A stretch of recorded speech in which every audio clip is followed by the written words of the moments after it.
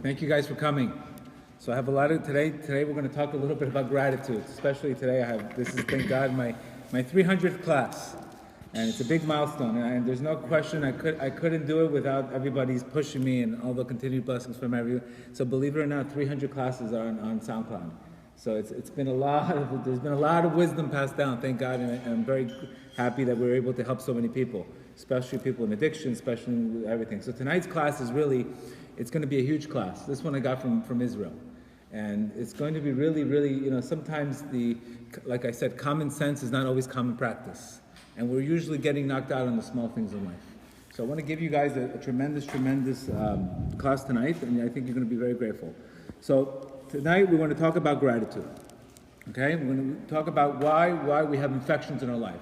We know for a doctor to have success in anything, you first have to get rid of the infections. My belief is, first it's better to get rid of the people's dysfunctioning beliefs, and then you can teach them Torah. Because if they have dysfunctioning beliefs, then they themselves are fighting with doubt whether it's going to work, whether it's not going to work. So that's why I like to hit right away. I like to hit where are the infections in our lives. Unfortunately, we have some infections in our lives. I had many infections in my life, and unless we get rid of some of these infections, we can never really be free.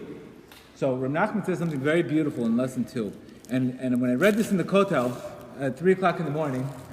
And it made so much sense to me. And he says the way a wound works, when a person has a wound in his life, unfortunately what happens with that wound, all the blood from the entire body goes specifically to the wound.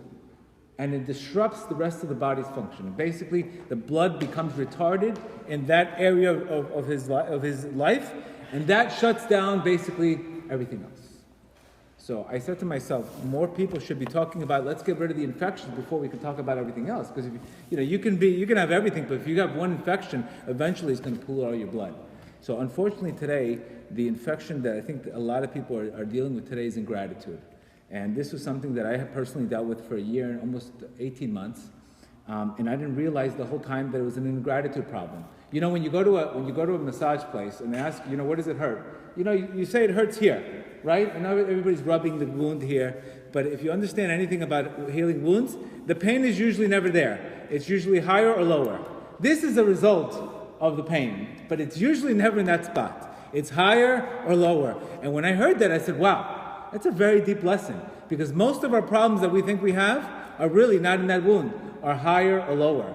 And that's why when you start getting deep, and you start getting deep introspection, you realize, this is really the truth. For example, a lot of people are dealing with problems with marriage, with shalom bayit.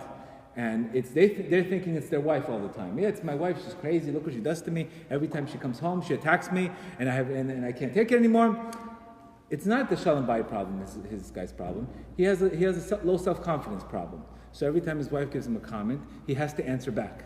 So the problem is not the wife, it's he has no self-confidence. That same problem would happen with anybody else. So unless you start realizing that the infection is not really the source, then you never really get to fix the problem. So we have a big issue that it's something that unfortunately we are programmed to think negative. Let me explain to you how this works. Okay, it all started with Adam Arishon. Okay, what happened with Adam Arishon? This is the first sign of ingratitude in the Torah. Okay? What did he say? The minute God said to him, I'm going to give you a wife, either she's going to help you or she's going to oppose you. That means determined on the man, either the wife helps him get to his goal, or she, God forbid, opposes him. What happened? He listened to Chava, he took the fruit, and what did he say to God? This is the wife that you gave me. That means God's giving him a wife to help him get to his destination. And what did he do? Instead of taking blame for it, you know what he did? He said, God, you gave me this wife. If you didn't give me the wife, I would have been okay. So there's the first source of ingratitude. And how do we know this? Because specifically with the man, Moshe Rabbeinu says, we are descendants of an ungrateful person. So he's referring to Adam. So you have to understand something, that unfortunately we are predisposed to be ungrateful. It's in your genes. That means if you don't do anything about it, it's just going to come to you, like Velcro. Like you are predisposed. That means if a person doesn't wake up with an offensive attack and say, I need to thank God every single day in the morning. I need to go on a massive Gratitude attack, it's going to come to you. It's good, no matter who you are, even the best of the best are going to get hit with ingratitude. Because you're programmed to complain. You're programmed to complain. So if we understand this, that it's in our DNA already, that we're already working on our DNA, we're predisposed to ingratitude, what do we have to do? We have to fight it like your hair's on fire. You have to go on massive gratitude attacks, because otherwise that's where all the problems, the typical phone call, I get two types of phone calls. One phone call says, some people ask for help. So I like to hear where people are holding in their minds. And the first thing they say to me, where do you want me to start? Which problem do you want me to talk about first? That's the problem. That's the problem. That's the problem. You don't have to say anything else to me. The fact that you can begin a phone call and tell me every single one of your problems, that's the problem. I get another phone call from another person who says, you know what, thank God I'm healthy, thank God my kids are in school, thank God this is happening, thank God, I just have a little issue with this in my life.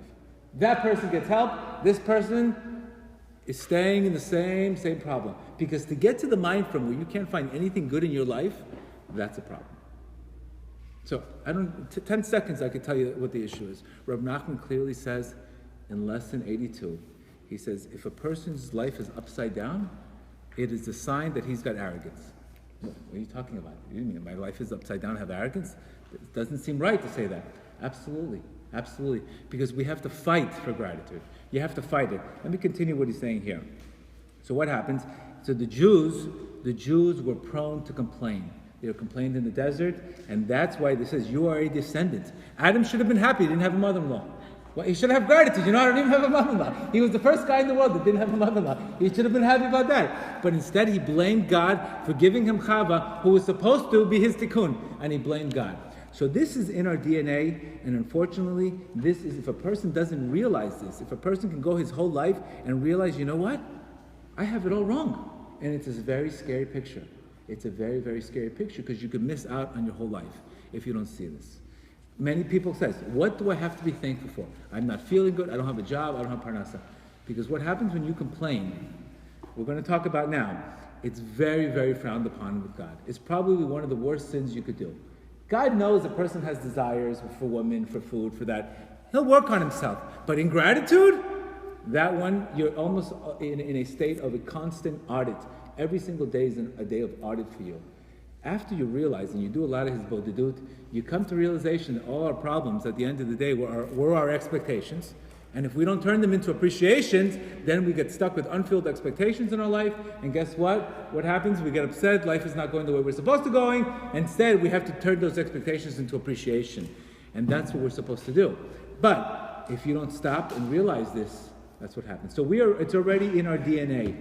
All of the persons we're going to talk about now, all of a person's exiles in his life are from complaining, are from excessive complaining. It's very scary. I wish this class could be a little funner. We could talk about jokes and all that, but at the end of the day, we got to get rid of the infections, because we have infections, we're never going to be free. And I suffered for 18 months on focusing on something, on an expectation that all I was focusing on the problem. Meanwhile, I had a beautiful house, my kids were healthy, everything else was good, but all I could focus on that. That same 18 months, I put on 30 pounds, I was stressed, I didn't have focus, etc., etc., etc. So not only is your life is going to be miserable, but your eating habits are going to be miserable, and it's going to take away your life force from you. So it's automatically, a person automatically has gratitude, automatically he feels good. Automatically he feels good. And he comes to say here something very deep, he says here. He says, man should have influenced his wife instead of being influenced. That was the problem with Adam. He was supposed to be the moon. She was supposed to be the sun. He was supposed to be the sun. She was supposed to be the moon. So he was supposed to lead her and tell her, listen, don't take from the fruit. Instead, he was the receiver. So what happened? He fell, and from listening to his wife about some things, unfortunately, that's where the whole world had to restart, and that's what caused all the problems in this world. And he clearly says, from this situation that we have, this is where a person has to toil to make a living, from this ingratitude. He says, because you are ungrateful, now you're going to work with the sweat of your brow. That means a person's ingratitude will intensify all the problems in his life. That single problem. Constantly not being grateful for the little things that we have. Our constant expectations. If this happens, I'll be happy. These kind of things these are the infections in our life. And what happens? All like a wound. That's the infection, and all the blood goes there, and it stops and it becomes, he's saying here, nachman says, it says, what happens? All the blood courses in a regular manner, circulating throughout the body. But what happens? But when there's impurities in the blood, it blocks to the point of dysfunction. So, what do you see today? I can't function. They say I have a problem. I can't function anymore. I can't even function. What happened? You have a blood clot in your mind that's causing the rest of the body not to function. So now we understand what's happening to your body. Now you understand this is exactly, we have to look for in rehab. The number one thing we look in rehab is dysfunctional beliefs. We try to look for the guy's dysfunctional beliefs, why A equals B equals C equals D. If you don't fix that dysfunctional belief, his dysfunctional belief could be, I don't believe I'm ever going to get help. My father was an alcoholic, that means I'm an alcoholic. That's his infection in his life, and that's what's causing his reality. So what happened in the desert? He's saying here, God remembers us. He says, remember, do not forget how you angered Hashem, your God, in the desert, from when the day you left till now. It says, Israel's negative characteristic of complaining was the main factor that caused Hashem to be angry. That means the second you complain, automatically you're getting judged under a different scale than everybody else. One guy cannot be so religious. He's not so particular with some things. Another person's super religious. Hat, tzitzit, he won't eat here, he won't eat there, but he's ungrateful. This guy's getting everything. Every time he walks to one spot, he's getting judged. It's funny because there's this guy on Facebook, I keep on laughing. Every morning I expect to complain. What's wrong with this guy's life now? And I said, okay, what's going to be tomorrow? Because usually one guy complains, he's going to have something else to complain about. And I can almost guess what's going to happen to this guy's life. Because he's not getting it. You're not getting it. If you're complaining every single day of your life, I almost want to call the guy and shake the guys up. But if you're complaining about every single day in your life, guess what? It's going to continue. Let me explain to you how the world works. It's very simple.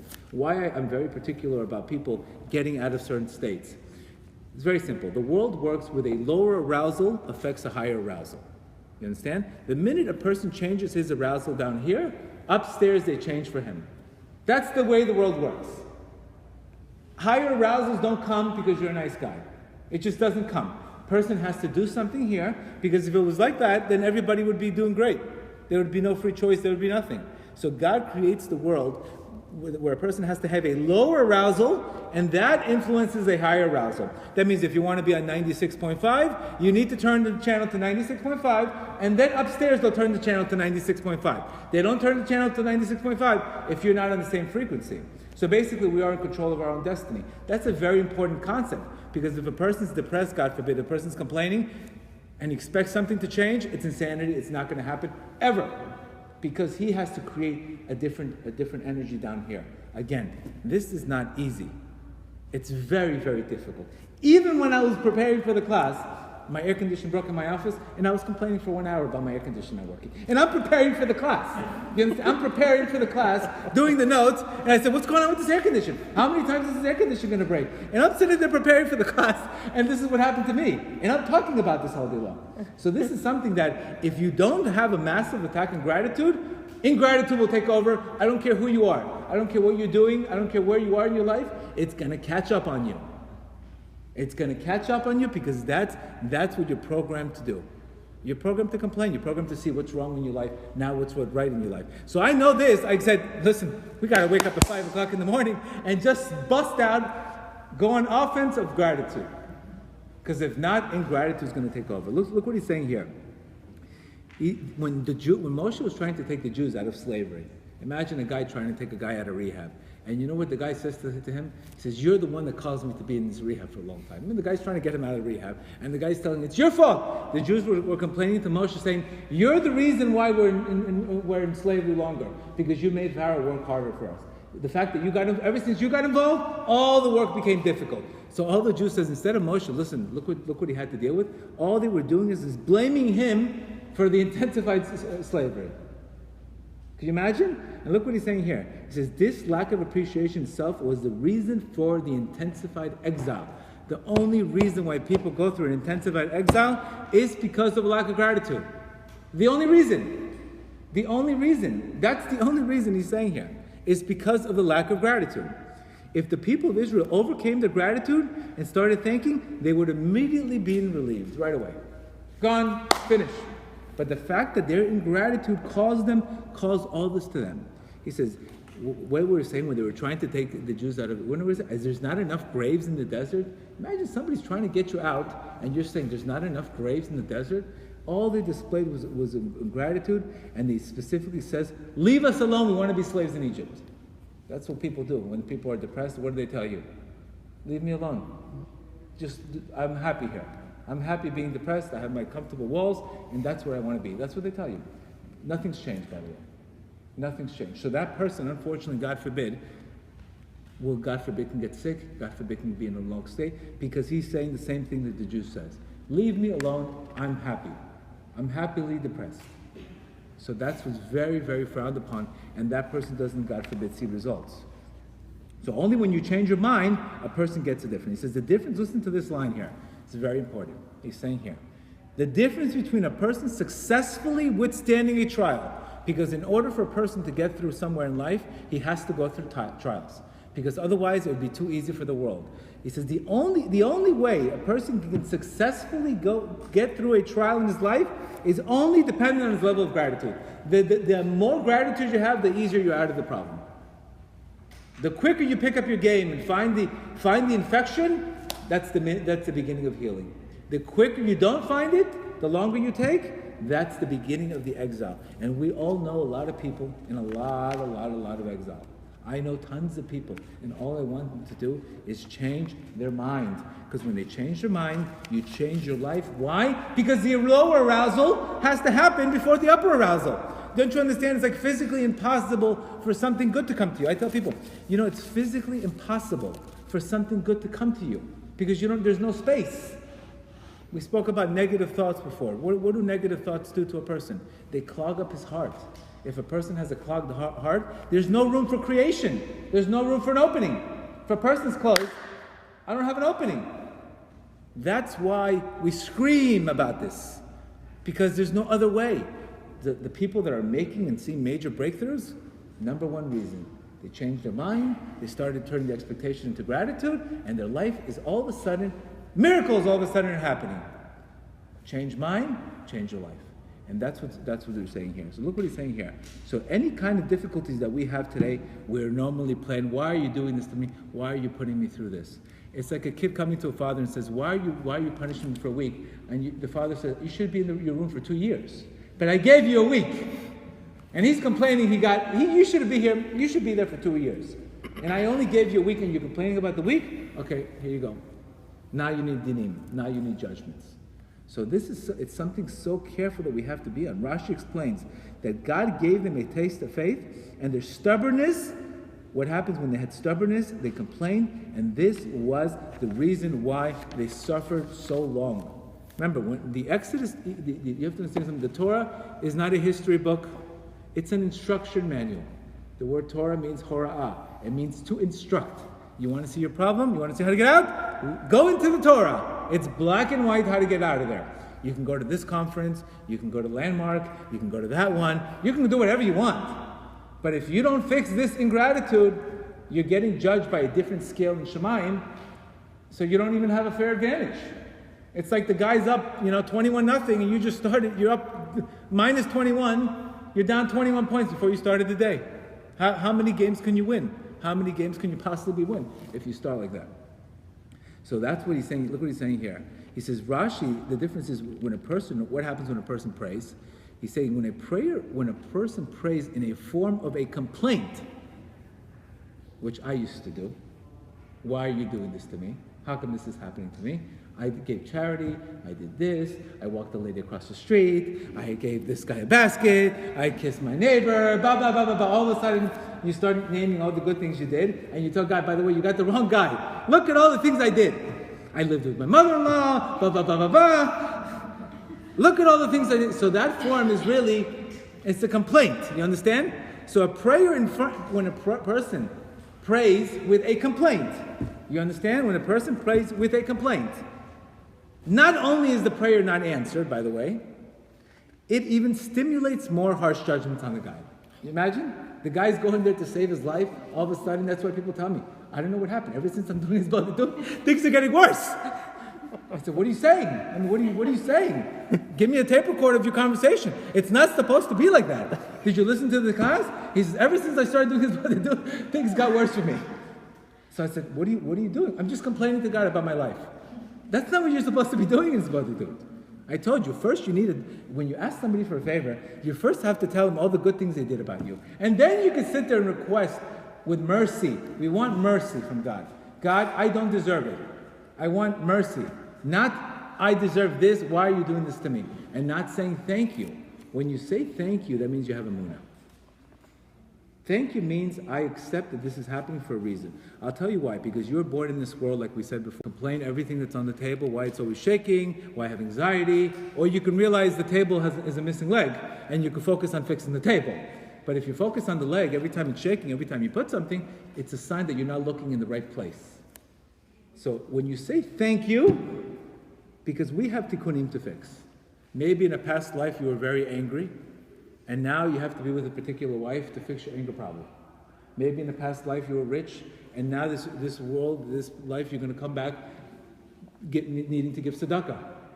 And so specifically, a person has to go through specific things in his life in order to rectify something from the past.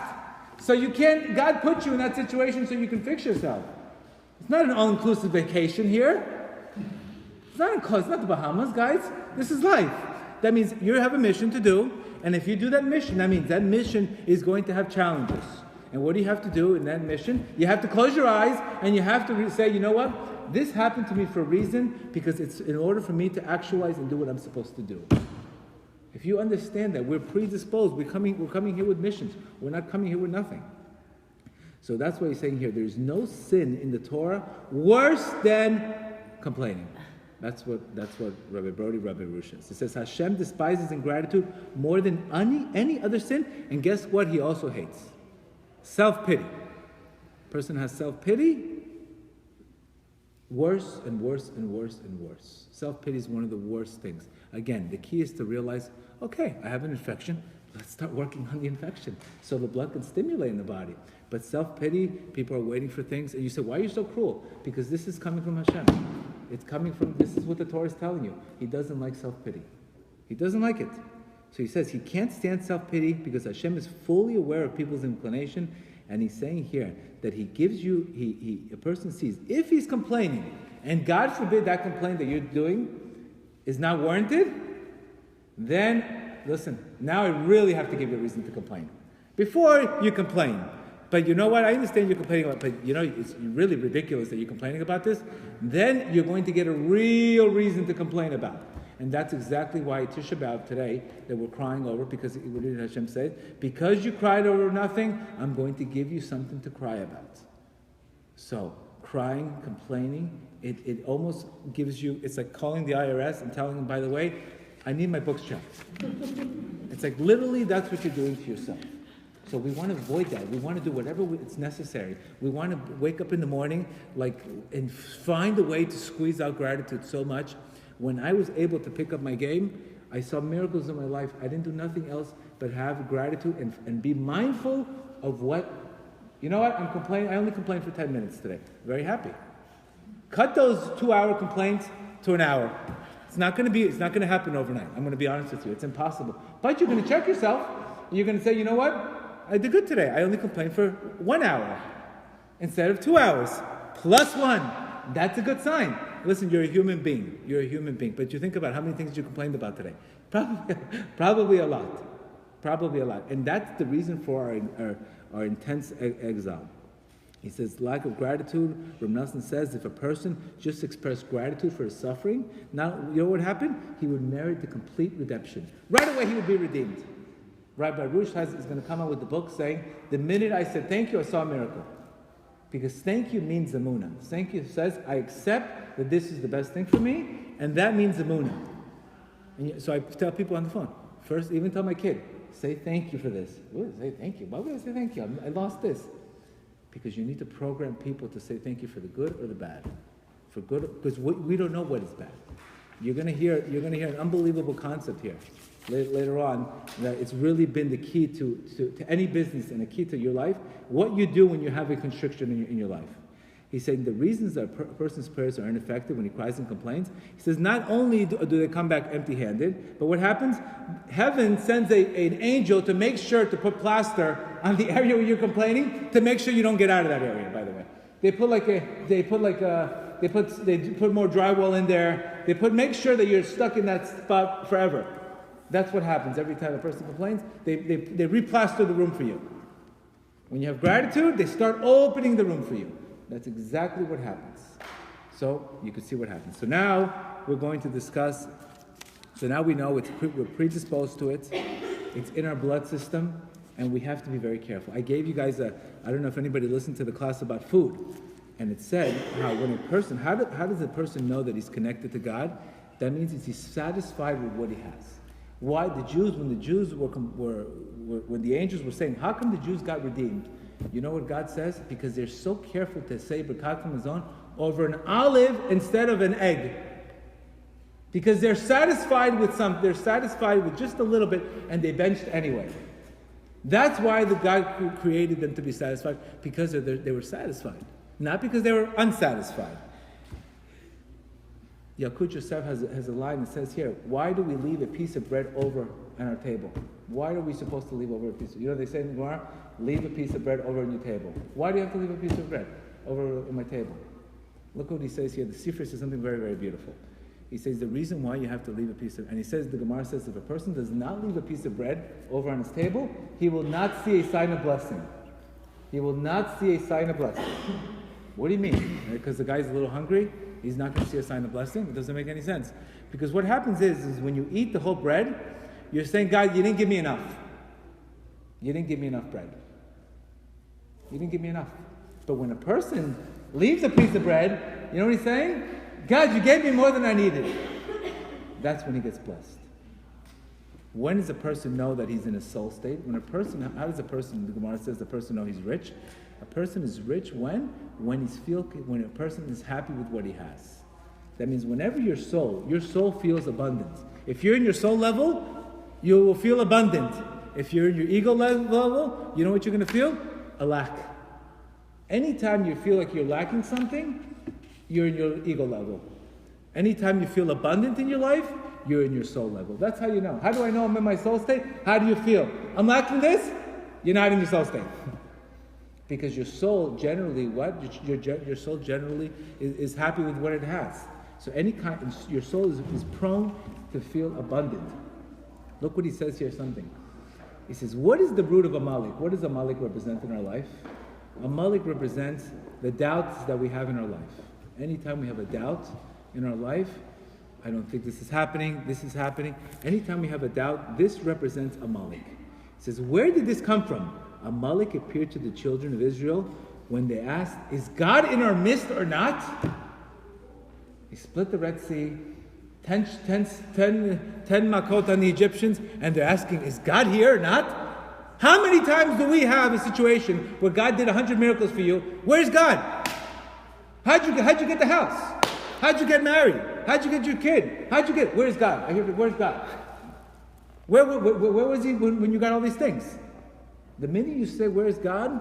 See, klipot, negative things can't just come in by no reason. They come in when you give them an opening.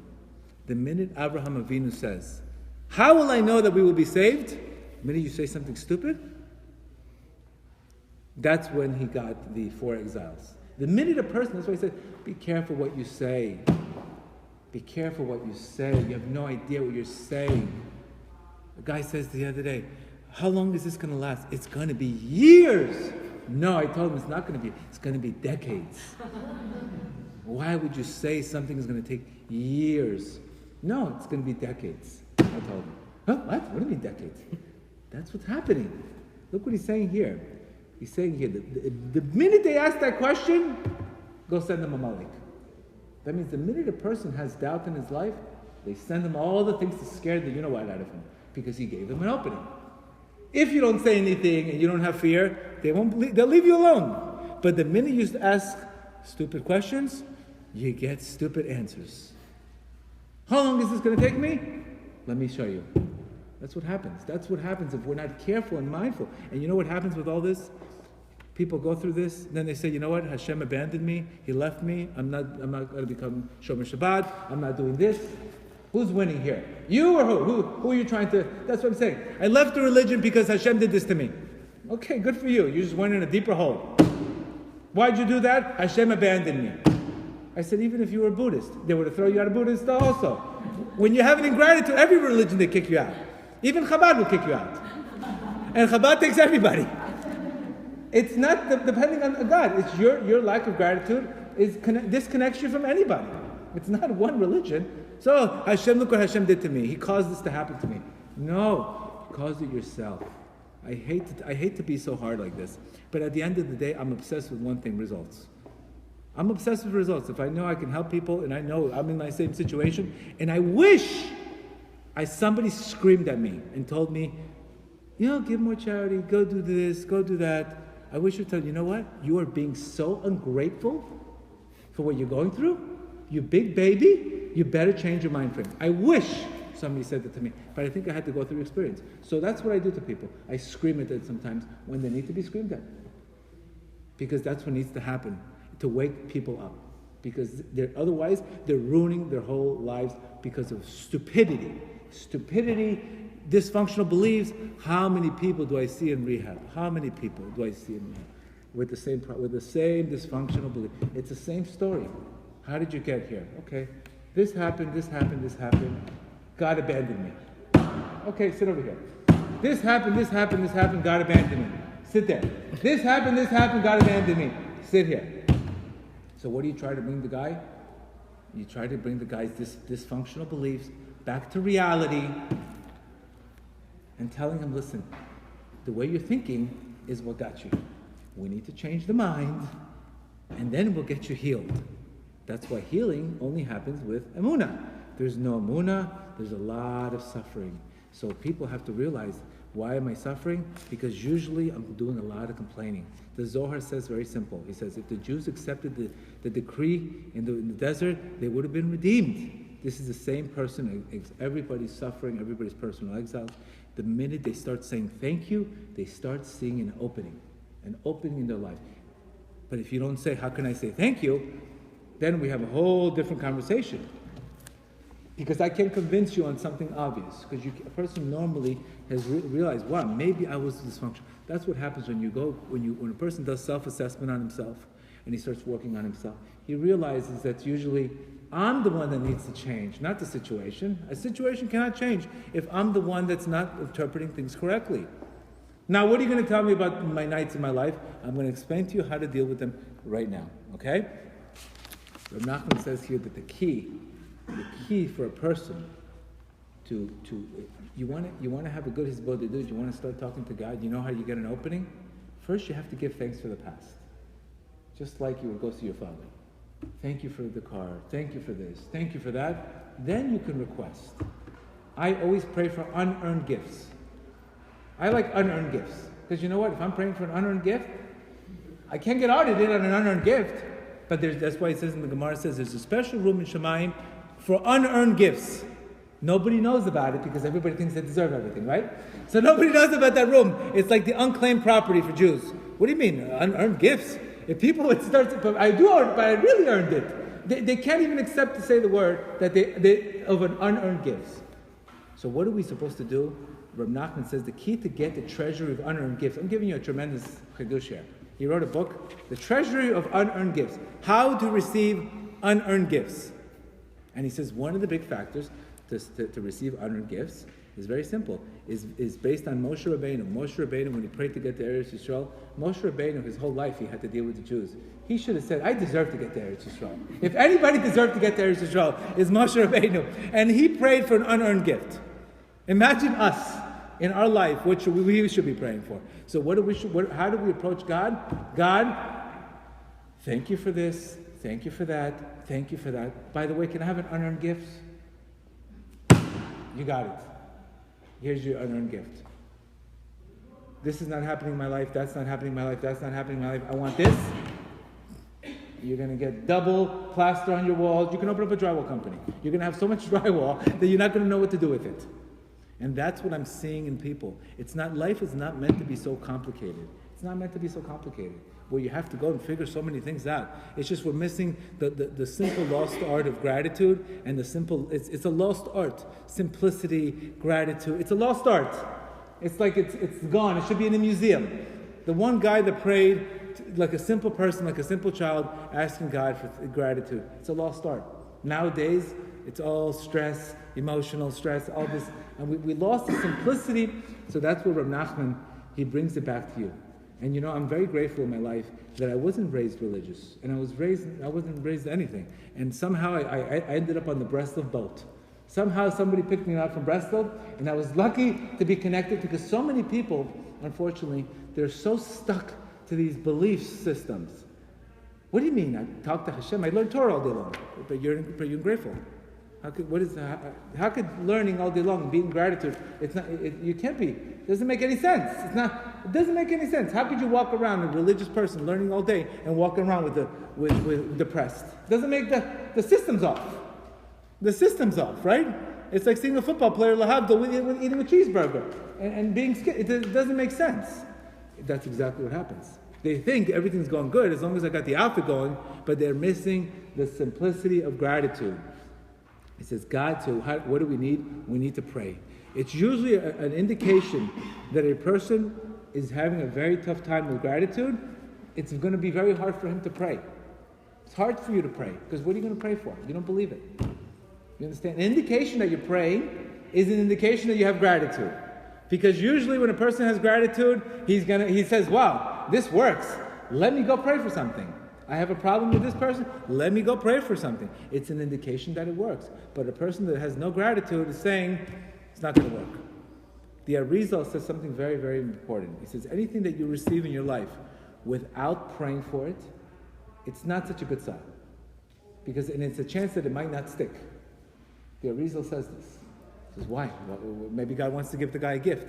Because we are programmed to pray. That means whatever you need, you're supposed to pray for it. That builds the vessel, and then the vessel gets filled. So it says, whatever you prayed for and you got, that has a bracha to it.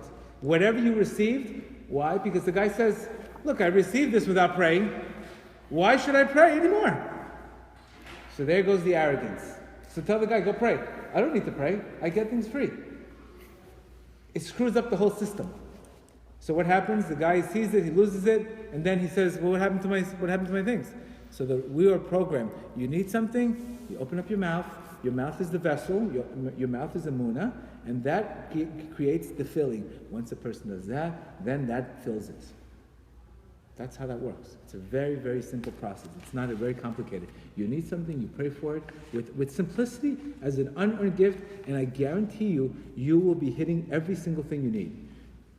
Another thing we have to consider. Listen to lesson 106, and then we're going to do this lesson, which is really a beautiful, beautiful lesson. It's one of the key lessons that it's actually helped me in business. It's helped me in relationships. It's helped me in absolutely everything. You're going to hear it now. But first, he's going to say here. Rav Nachman says here that a person must always quickly be able to be careful to stay in constricted consciousness. What is constricted consciousness? Is a mind frame of a victim. You have to be able to quickly get yourself out of this mind frame, he's saying here. Why do you have to be careful to get yourself out of this mind frame? Because when a person is in this mind frame, he gets judged by the name of God named Teva, which is Elohim.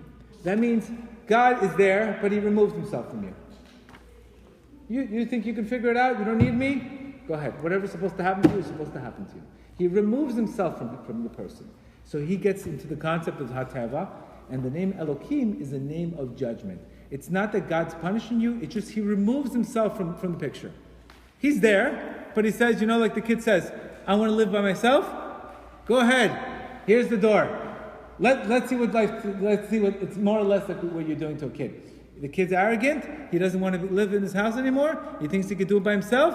Open the door for him. When you come back crashing, then you come back and you have gratitude what you have. Same exact concept. So when we stay in this constricted consciousness, it's very, very tough. Because usually we sin We don't sin when we're happy. We sin when we're in this state. Because all of a sudden you give meaning to something, there's no hope. Usually people that get depressed, they say there's no hope. If there's no hope, what the hell? What the hell? What's the difference? That's the mentality. What the hell? What does it matter anyway? That's what they say. So what happens? This opens up to constrictiousness. And this opens up the door for harsh judgments. What does a person have to do? He has to increase his efforts through wisdom. You hear a class? Oh, why was I thinking like this? Why was I complaining so much? You go from constricted to expansion consciousness. Now you have the name Yud Kei Vav Kei. Then that name is the name of expansion. That name is the name of God of 26. That's the name that actually helps you with your thing. You understand? That's why it's so important to be able to quickly get yourself out of states. I tell people, quickly, get out of the state. Hang up the phone, go run, do something. Get out of this thinking mentality. Because this mentality is every day, it's worse and worse and worse and worse and worse. So Rav Nachman says here, one of my favorite Torahs that we spoke about. Lesson 5 in the second half. What do we do with our constrictions in our life? Right? We have constrictions. We all have constrictions in our life. We have those up days, everything's great, and we have those days, those down days, those constrictions in our life. These are the nights in your life. We all have them across the board. What we want to do is we want to let them pass without giving them too much effort and too much energy. You can't catch a falling knife. Sometimes you just let it fall. Let it fall. That's the night. But what are we supposed to do in constrictions? Listen what he's saying here.